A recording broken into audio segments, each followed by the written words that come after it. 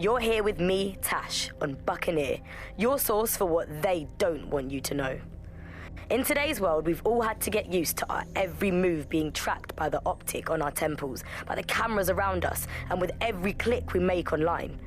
Seems like everything we do feeds the big data beast. Why are data giants like Bloom so hungry to get hold of our private information and our metadata? What are they using it for? Will we ever have real private lives again? What is privacy in the digital world? And what happens when capitalism and surveillance become one? As you know, we keep all names confidential on Buccaneer. Speaking from a secure location, here's new technology strategist Charles, who worked all over the world trying to keep democracy strong in the face of the data assault. If you have enough personal data on somebody, you're able to predict what it is that they're going to do. You can tell what they might be passionate about, but mostly you can tell what they fear.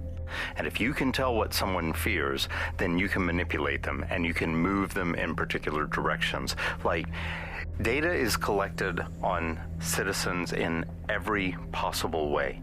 Data is collected through surveillance cameras. Data is collected from television sets. Data is collected from voter records. It's collected from how much power do you use in your house and how much water do you use in your house. In pre-crisis Britain, we got really used to all of our services being free.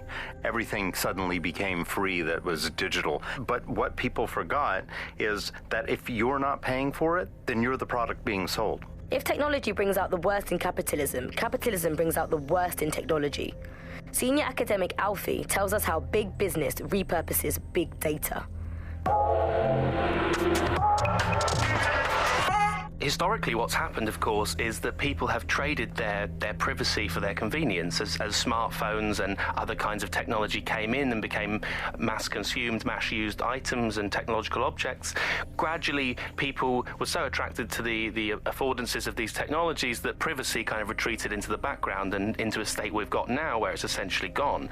Having this access to this data makes huge tech companies like Bloom so much more powerful than they would be otherwise, and not just in the obvious ways. Of course, there's a lot of worry and fear over what they can do with the data. They can track anyone, find anyone, see what every individual is doing at any point in time.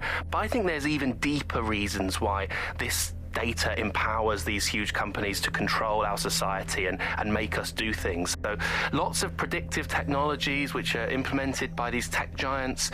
It's not only interested in knowing what we're going to do, but influencing the patterns of our movement. So technologies might suggest routes to use in the city, places to go, restaurants to go to, cafes to go to, music to listen to. And these suggestions are not just predicting what we might like to do, they're actually influencing the way citizens move, think, eat, meet, and use their city as a space. So London has become a place where a small group of surveillance capitalist companies like Bloom can control the movements of individuals and orchestrate the way they move around their city and the way they essentially live, the things they do, the things they enjoy and the life they lead. So we're really kind of outsourcing our decision-making, I would say, to a huge corporate capitalist company, and there's something very, very scary about that indeed.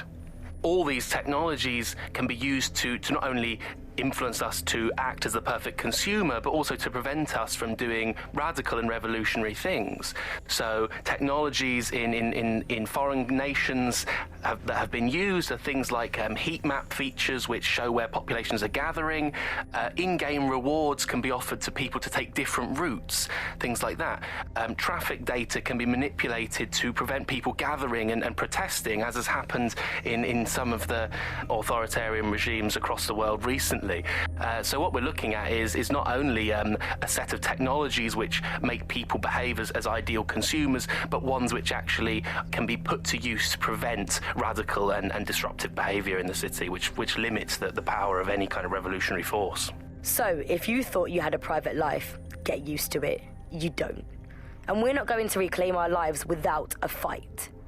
I'm Tash, and you've been listening to Buccaneer, keeping the resistance informed. Keep listening, keep fighting, and remember, nobody owns you but you.